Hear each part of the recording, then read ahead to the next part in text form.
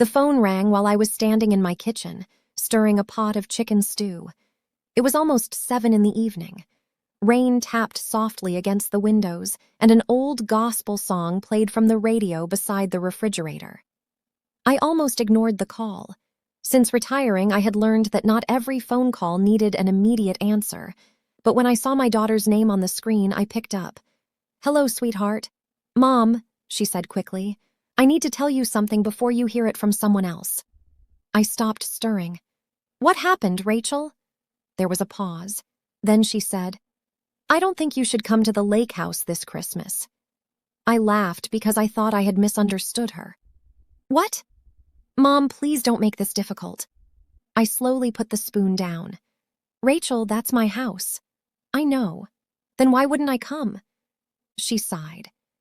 "Ethan thinks it would be better if we kept the house for immediate family this year." My heart sank. Immediate family? Yes. I looked around my kitchen as though someone else might explain what I was hearing. "Rachel, I am your mother." "I know, Mom. And that house belongs to me." "I know." "Then what exactly are you telling me?" Her voice became quieter. "I'm saying you shouldn't come this Christmas." And before I could respond, the call ended. I stood there for several minutes. The stew continued bubbling behind me. The rain continued falling. Everything outside remained normal, but something inside me had changed. My name is Vivian Harper. I was 69 years old, a retired school administrator and a widow. And that evening I learned that sometimes betrayal doesn't arrive with shouting. Sometimes it arrives in the calm voice of someone you love. The lake house had been my husband's dream. His name was Samuel. For 37 years, we built our life together. Samuel repaired commercial equipment for a living, while I worked in education. We were never wealthy. We didn't drive expensive cars. We didn't take luxury vacations. But we were happy. Every few months, we would take a weekend drive through the countryside. Samuel loved finding quiet places away from traffic and noise. Whenever we passed a beautiful lake, he would slow the car. "Look at that," he'd say. I'd smile. "You say that every time." "One day, Vivian." "One day what?" "We'll build a house right there." I'd laugh. "With what money?" He would grin. "We don't need a mansion." Then he'd point toward the water. "Just a porch, a good kitchen, and enough bedrooms for the grandchildren." That dream followed us for years. Then Samuel became sick. Cancer entered our lives without asking permission. The weekend drives stopped.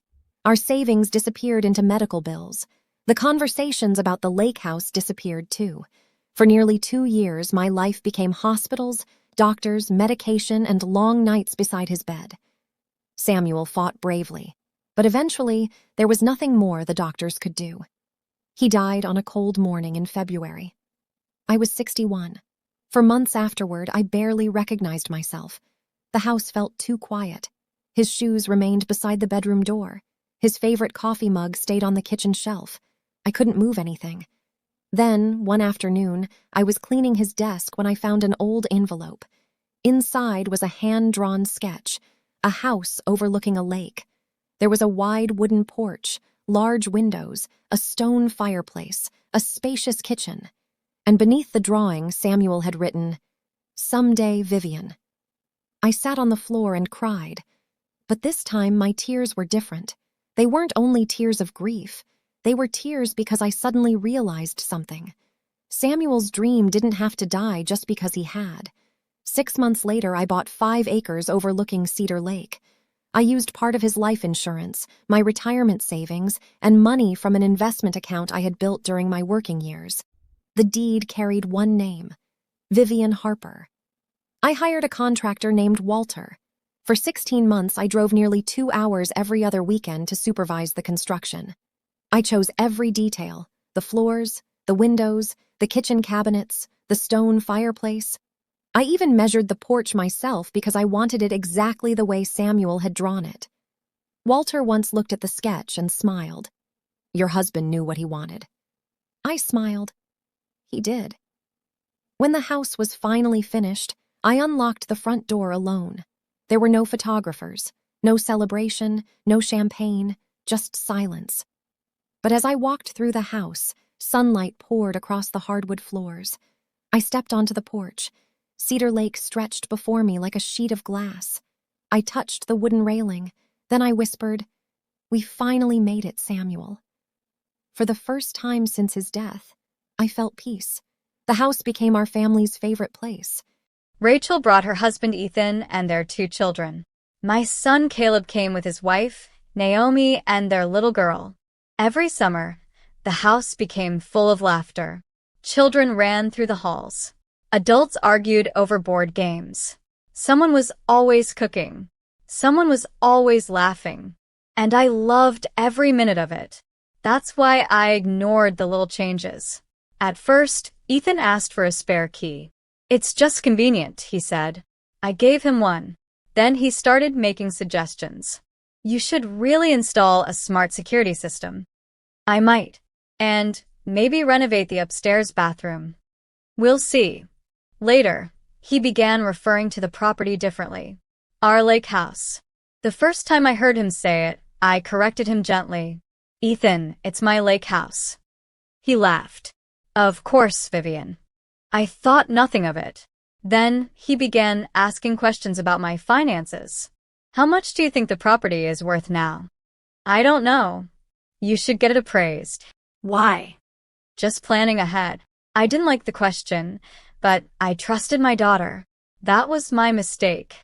A year later, Rachel asked me about my will. "Mom, have you decided what happens to the lake house?" I looked at her. "Eventually, it will go to my children." She smiled. "That's what Ethan thought." I frowned. "Thought? He thinks the house should stay with us." I laughed. "It's not his decision." Rachel became quiet. I should have recognized the warning. Instead, I changed the subject. Then came the phone call. The next morning, I drove to Cedar Lake. I wanted to see the house for myself. When I arrived, I noticed something immediately. There was a new security system. The keypad beside the front door had been replaced. I entered my old code. Nothing happened. I tried again. Still nothing. Then the door opened. Ethan stood there. He looked startled. "Vivian, why doesn't my code work?" He shifted uncomfortably. "We upgraded the system." Without telling me? It was for security. I stepped inside. Something felt wrong. The family photographs that normally line the hallway were gone. Samuel's favorite chair had been moved. A box containing my personal belongings sat near the staircase. I looked at Ethan. "Where are my things?" "We're reorganizing." "Who is we?"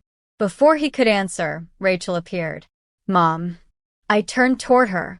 "Rachel, what's happening?" She looked frightened. Ethan stepped in. "We've been trying to make the house more practical." I walked toward the living room. Then I saw a folder sitting on the coffee table.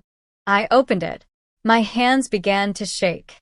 It was a real estate listing. The lake house had been placed on the market. Asking price, $2.1 million. I stared at the page. Then I looked at Ethan. "You listed my house?" He didn't answer. Rachel began crying. "Mom, I didn't know." I looked at her. "I thought Ethan was just getting an appraisal." I turned toward him. "Who gave you permission to list this property?" He remained silent. "Who?" Finally, he said, "I thought you were going to leave it to Rachel." I laughed. Not because anything was funny, because sometimes the truth is so unbelievable that laughter is the only thing left. "You thought?" "Yes." "So, you decided to sell something that belongs to me?" I was thinking about the future. "No," I said quietly. "You were thinking about yourself." He became angry. "You're almost 70, Vivian. You can't maintain a property like this forever." Rachel gasped. "Ethan," but he continued, "the house should belong to the family while you're still able to make decisions." I stared at him. Then I said something I had never said to him before. "Get out." He froze. "What?" "You heard me." "This is ridiculous." "No." I pointed toward the door. "This is my house." He looked at Rachel. "Tell her." Rachel was crying. "Ethan, just leave." He stormed outside. I stood there with my daughter. For several seconds, neither of us spoke. Then Rachel whispered, "I'm sorry." I looked at her. "Why didn't you stop him?" She started crying harder. "Because I believed him." That answer hurt more than anything Ethan had said. The next morning, I called my attorney. I brought every document I had. The original deed, construction invoices, bank statements, property taxes, insurance records, every payment made during the 16 months of construction. My attorney reviewed everything. Then he looked at me. "Vivian, this property is entirely yours." "I know. No one can sell it without your authorization." "I know." He paused. "Do you want to take legal action?" I thought about it. Then I remembered Samuel's drawing. The porch. The lake. The promise. "No," I said. "I want the listing removed. I want my security changed. And I want anyone who thinks they have control over my property to understand that they don't." My attorney smiled. "That can be arranged." Within days, the listing disappeared. The realtor contacted me and apologized. The security system was replaced. The locks were changed. And I removed Ethan's name from every access list. But the hardest part came later. Rachel came to my home alone.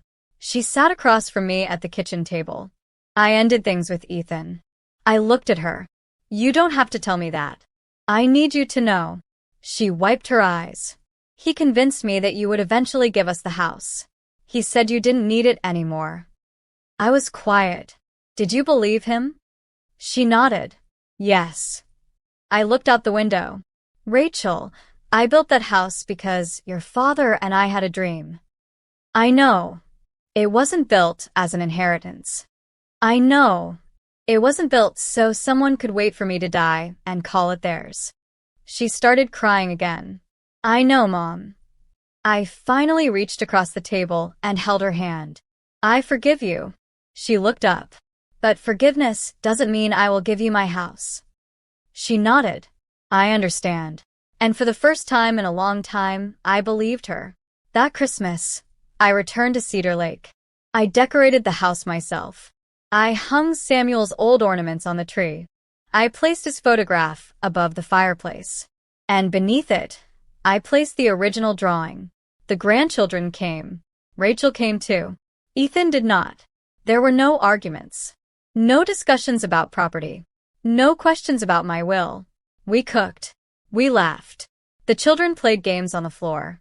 Late that evening, I stepped onto the porch. The lake reflected the moonlight. Rachel joined me. "Mom." "Yes. I finally understand why you fought so hard for this place." I smiled. "You do."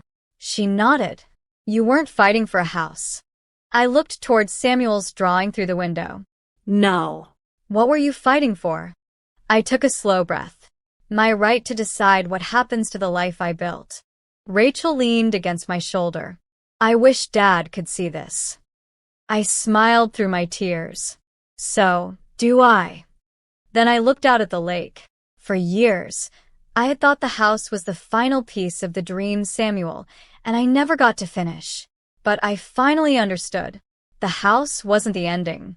It was proof that grief hadn't taken everything from me. Samuel had left me a drawing. I had turned it into a home. And after all those years, I was finally learning that loving your children doesn't mean surrendering yourself to them. You can forgive them. You can welcome them. You can love them with your whole heart. But you are still allowed to have boundaries. You are still allowed to say no. And sometimes, protecting what you built isn't selfish. Sometimes, it is the most important promise you can keep to yourself. That night, before going to bed, I stood beneath the framed drawing one more time. I touched the words Samuel had written years earlier. "Someday, Vivian." I smiled. Someday finally came. And this time, nobody could take it away from me.